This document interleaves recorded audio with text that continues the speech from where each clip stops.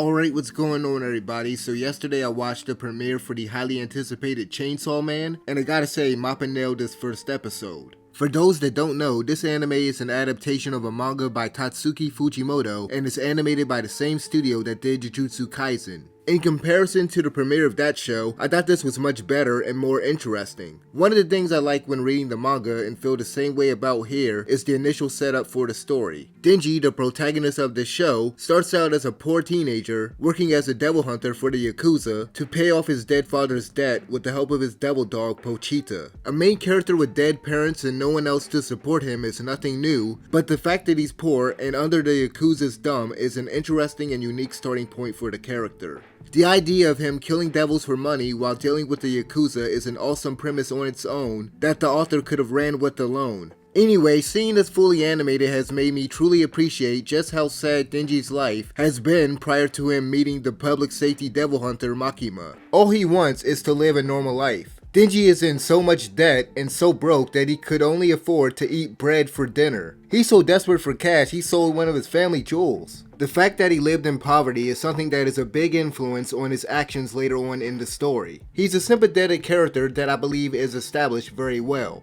I might have not been crazy about the character when I read the manga, but I definitely respect Fujimoto for not giving him a cookie cutter origin and motivation. The character is brought to life through some excellent voice acting. It's rare for Japanese voice acting to stand out for me, but Toya Kikinosuke freaking killed it in this episode. That agonizing scream he gave during the scene where Denji was stabbed mercilessly to death by the zombies was perfect. That was a horrifying scene that I thought was handled very well. Mappa did an excellent job with the tone of this episode. From the very first scene, they establish an unsettling tone as we get a first-person view of what I assume is Denji opening the door to his home. There are of course scenes where the mood isn't as heavy, where Denji is talking with Pochita. We're presented with flashbacks showing how he saved Pochita and how he wants it to live on using his body when he died. The premiere gave us glimpses of Denji's bond with Pochita, and we'll get more later on. In terms of pacing, the episode moves along very smoothly. About 10 minutes in is where the episode's conflict happens, in which the Yakuza tricked Denji by taking him to an empty warehouse under the pretense that they found a devil for him to kill. It's revealed that they made a contract with the zombie devil to gain more power after seeing Denji with Pochita. The devil deceives them as his power turns them all into zombies that he orders to kill Denji. The pair are then brutally murdered and thrown into a dumpster. Blood from Denji's body heals Pochita, then it decides to give him his heart in exchange for seeing him live out his dreams.